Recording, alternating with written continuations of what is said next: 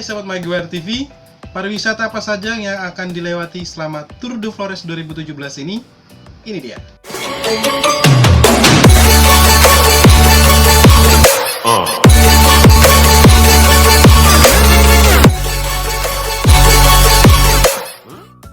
Oke, yang pertama adalah kota Larantuka. Ini terletak di wilayah paling timur Pulau Flores. Larantuka juga dikenal dengan kota Rainha yang merupakan ibu kota Kabupaten Flores Timur. Kota ini memiliki pengaruh kuat kolonis Portugis dan dikenal sebagai salah satu tempat di mana agama Katolik mulai berkembang di Indonesia. Setiap tahun, sekitar seminggu menjelang Hari Raya Paskah, umat Katolik atau Nasrani di kota Larantuka di Flores Timur dengan khidmat merayakan Minggu Suci yang dikenal sebagai Semana Santa. Dari seluruh yang dijalankan, ritual yang paling dikenal adalah prosesi Jumat Agung atau Sexta-feira. Pusat perayaan diadakan di dua kapela, tempat dua patung suci yaitu patung Yesus Kristus secara lokal dinamai dengan Tuan Ana dan patung Perawan Maria secara lokal dinamai dengan Tuan Mah ditahtakan. Kedua patung tersebut dibawa oleh misionaris Portugis Gaspar do Espírito Santo dan Agostinho de Madalena pada abad ke-16. Oke, dari Larantuka kita beralih ke Maomere. Di Maomere ada Gereja Tua Sika. Nah, mengapa dikatakan tua? Karena bangunan gereja ini sudah bertahan dari 1 abad yang lalu dan masih berdiri tegak di Sikanatar. Wow, sudah 1 abad ya. Gereja ini didirikan sejak tahun 1899 oleh misionaris dari Serikat Jesuit. Dan bangunan gereja tua ini memiliki beberapa kekhasan yang menarik, antara lain bentuk dan corak bangunan yang tradisional dari abad ke-18 sampai abad ke-19. Dinding gereja ditata dengan lukisan motif tenun ikat sika, dan dari hal ini menunjukkan bahwa sudah dari zaman Portugis perempuan Sika memiliki keterampilan dalam menenun dan menciptakan motif tenun ikat. Dan keterampilan itu masih turun-temurun ya sampai dengan generasi saat. Oke, berikutnya adalah Ende. Nah, Ende ada Danau Kelimutu. Taman Nasional Kelimutu merupakan taman nasional terkecil dari 6 taman nasional di Bali dan Nusa Tenggara.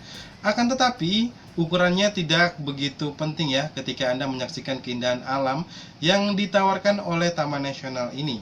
Di sini terdapat 3 danau yang terletak di puncak Gunung Kelimutu. Ketiga danau itu memiliki warna yang sama dan populer dikenal dengan nama Danau Kelimutu. Setiap danau memiliki warna dan arti masing-masing. Ketiga danau itu diyakini merupakan tempat bersemayamnya roh-roh dan juga diyakini memiliki kekuatan alam yang sangat dahsyat. Oke, Danau Kelimutu dipopulerkan oleh seorang warga Belanda bernama Van Sachstellen pada tahun 1915. Keindahannya semakin dikenal luas setelah Y. Bouwman melukiskan keindahan dan perubahan warna air danau itu dalam tulisannya pada tahun 1929. Itu pun saya belum lahir ya. Oke, dari Ende kita beralih ke Mbai Nagekeo. Di sana ada air terjun Ngabatata. Ketinggian air terjun ini kurang lebih 40 meter. Dasarnya membentuk sebuah kolam dengan ukuran sekitar 20 meter persegi. Menurut masyarakat setempat, batu-batu besar di sekitarnya adalah reruntuhan akibat reaksi gempa pada tanggal 12 Desember 1992 silam. Sebelumnya, ada sebuah batu besar di puncak air terjun berbentuk bulat panjang seperti atap. Cerita mengenai batu inilah yang membentuk nama Ngabatata. Dalam bahasa setempat, Ngaba adalah jurang atau tebing, sedangkan Tata memiliki arti atap yang di puncak. Air yang mengalir sepanjang Ngabatata berasal dari mata air Lambo. Selanjutnya, ujung kali ini akan bertemu dengan kali Aisesa di kawasan Aemali. Debit air ini bisa naik 3 kali lipat pada saat musim hujan. Hal ini bisa terlihat dari balutan lumut dan bekas air di batuan. Oke, berikutnya adalah Borong. Nah, di Borong ini adalah Danau Ranamese. Danau Ranamese berlokasi di Desa Gololoni, Kecamatan Borong, berada di lintasan jalur jalan negara yang menghubungkan kabupaten-kabupaten di Pulau Flores. Danau Ranamese berada di dalam wilayah hutan lindung dan dikelilingi oleh barisan pegunungan Mandosawu dan Pocoranaka di antara wilayah Kecamatan Borong dan Pocoranaka. Karena itu banyak orang beranggapan bahwa Danau Ranamese merupakan permata yang tersembunyi di balik gunung Mando Sawu. Nah, Danau Ranamese ini berada di ketinggian 1.200 meter di atas permukaan laut, dengan luas areal danau ini sekitar 11,5 meter dan kedalaman 43 meter pada bagian cekunnya. Oke, yang berikutnya kita beralih ke Ruteng. Di sana ada Kampung Wairebo. Nah, Wairebo berada di Kabupaten Manggarai, tepatnya di Kecamatan Satar Mese Barat, Desa Satar Lenda. Di sini satu desa dengan desa lainnya jauh terpisah lembah dan di antara bukit-bukit yang berkerudung kabut di ujung pohonnya. Nah, Dusun Wairebo begitu terpencil sehingga warga desa di satu kecamatan masih banyak yang tidak mengenal keberadaan dusun ini. Nah, seperti Kampung Denga, desa terdekat di Wairebo, belum seutuhnya menjadi desa tetangga karena belum semua pernah ke Wairebo. Sementara itu, warga Belanda, Prancis, Jerman hingga Amerika dan juga beberapa negara Asia sudah sangat terperangah keindahan kampung yang rumahnya seperti payung berbahan daun lontar atau rumbia yang disebut barunia. Oke, dan yang terakhir adalah tentunya yang menjadi tujuan utama dari Tour de Flores 2017 ini adalah Taman Nasional Komodo di Labuan Bajo. Taman ini mencakup 3 pulau atau yaitu Pulau Komodo, Rinca, dan Padar. Dan banyak juga pulau-pulau kecil lainnya yang jika dijumlahkan memiliki luas tanah 600 km persegi.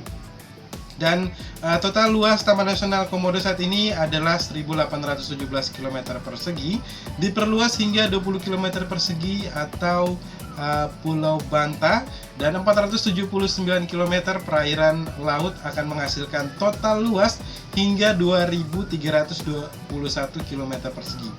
Setidaknya ada 2.500 ekor komodo hidup di wilayah ini. Dan komodo berukuran besar biasanya memiliki panjang 3 meter dan berat 90 kg. Wow, berat sekali ya. Dan habitat komodo ini adalah alam terbuka dengan padang rumput savana hingga hutan hujan, pantai berpesisir putih, batu karang, dan pantai yang airnya jernih. Dan di kawasan ini Anda juga bisa menemukan kuda, banteng liar, rusa, babi hutan jantan, ular, kera, dan berbagai jenis burung lainnya. Dan Taman Nasional Komodo ini memiliki biota bawah laut yang menakjubkan ya, sahabat Maggiwar TV.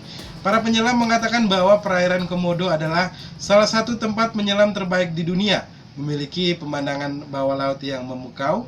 Anda dapat menemukan 385 spesies karang yang indah, hutan mangrove, dan juga rumput laut sebagai rumah bagi ribuan spesies ikan, 70 jenis bunga karang, 10 jenis lumba-lumba, 6 macam paus, kemudian penyu hijau, dan berbagai jenis hiu dan ikan pari.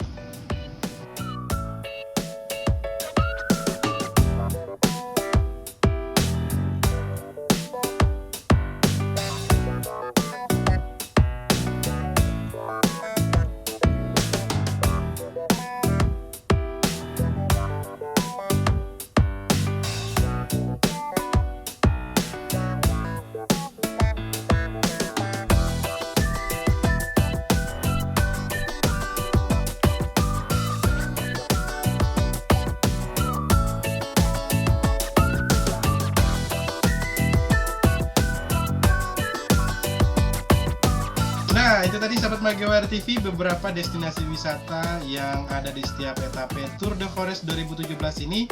Dan tentunya tidak hanya itu ya sahabat Maggiwar TV, masih banyak sekali keindahan-keindahan lainnya yang ada di Pulau Flores tercinta ini ya. Dan silakan ya sahabat Maggiwar TV, tuliskan di komentar di bawah siapa nih yang sudah pernah pergi ke daerah-daerah itu, atau mungkin ada daerah lain yang Anda kunjungi di jalur Tour de Flores 2017 ini. Dan pastikan untuk ikut menyaksikan event Tour de Flores 2017 dari tanggal 10 sampai dengan 21 Juli 2017. Oke, sampai jumpa di video selanjutnya. Kepanggawan dan Bawasai.